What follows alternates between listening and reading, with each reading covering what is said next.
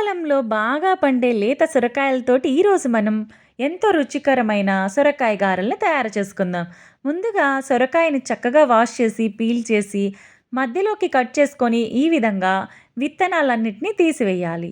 ఇప్పుడు వీటిని 2 భాగాలుగా కట్ చేసుకొని సొరకాయ తురుమైతే పట్టుకోవాలి. సొరకాయ తురుము ఎక్కువసేపు పట్టి ఉంచకూడదండి. చేసే ముందుగా పట్టుకుంటే మంచిది.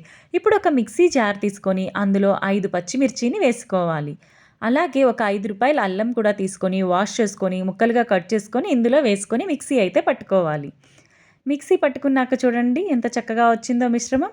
ఇప్పుడైతే మనం ముందుగా తురుము పట్టాం కదండీ! దాన్ని కొలత వేసుకుంటున్నాం. 2 కప్పులకి కొంచెం ఎక్కువగా ఉందండి. ఇప్పుడు ఇందులో మనం కొంచెం జీలకర్ర, అలాగే ముందుగా నానబెట్టుకున్న పచ్చిశనగపప్పు, పెసరపప్పుని కూడా వేసుకోవాలి. అలాగే ముందుగా మిక్సీ పట్టిన పచ్చిమిర్చి, అల్లం తురుము, అలాగే ముందుగా కట్ చేసి పెట్టుకున్న ఆనియన్స్, కొత్తిమీర, అలాగే ముందుగా కట్ చేసి పెట్టుకున్న కరివేపాకును కూడా వేసుకోవాలండి. అలాగే 2 కప్పుల బియ్యం పిండిని కూడా వేసుకోవాలండి. ఇదైతే పిండి కన్సిస్టెన్సీ బట్టి మీరు కలుపుకున్నాక కన్సిస్టెన్సీ లూజ్‌గా ఉంటే ఇంకొంచెమైనా వేసుకోవచ్చండి బియ్యపు పిండి. అలాగే కొంచెం సాల్ట్‌ని కూడా వేసి చక్కగా అయితే కలుపుకోవాలండి. మీకు బియ్యపు పిండి ఇంకొంచెం అవసరమైనా వేసుకోవచ్చండి.